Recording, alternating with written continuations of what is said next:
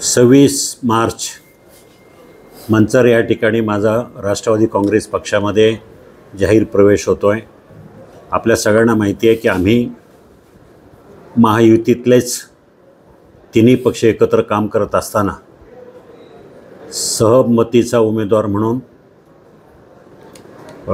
या ठिकाणी उमेदवार म्हणून माझी निवड तिन्ही पक्षांना म्हणून केलेली आहे आणि त्याचाच भाग म्हणून मंगळवारी माझा प्रवेश होतो आहे। त्या प्रवेशाची तयारी मंचर या ठिकाणी जीवन मंगल कार्यालयामध्ये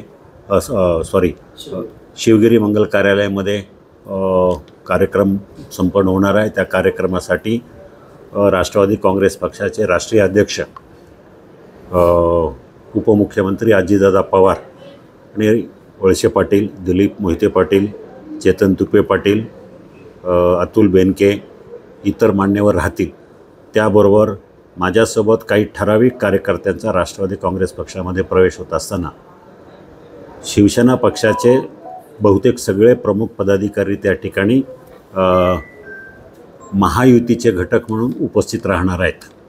त्याच दिवशी जिल्हा प्रमुख म्हणून शरद सोनवणे असतील, भगवान पोखरकर असतील किंवा आमचे उपनेते इरफान सय्यद ही सगळी मंडळी त्या ठिकाणी माझ्यासोबत उपस्थित राहतील। प्रवेश नसेल त्यांचा, परंतु महायुतीतलाच कार्यक्रम आहे, महायुतीचाच घटक पक्ष म्हणून ते सगळे उपस्थित राहतील। त्याच दिवशी घोषणा होऊन प्रचाराचा नारळ फुटेल।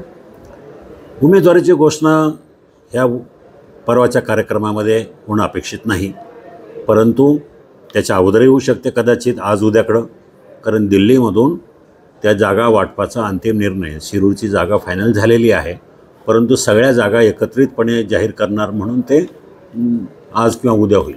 प्रचाराचा नारळ कुठून सुरुवात होईल प्रचाराला कुठेतरी अपेक्षा करतो, म्हणजे त्या दिवशीच व्हायला पाहिजे प्रचाराचा नारळ असं काही नाही, जसं नाव जाहीर होईल त्याप्रमाणे होऊन जाईल।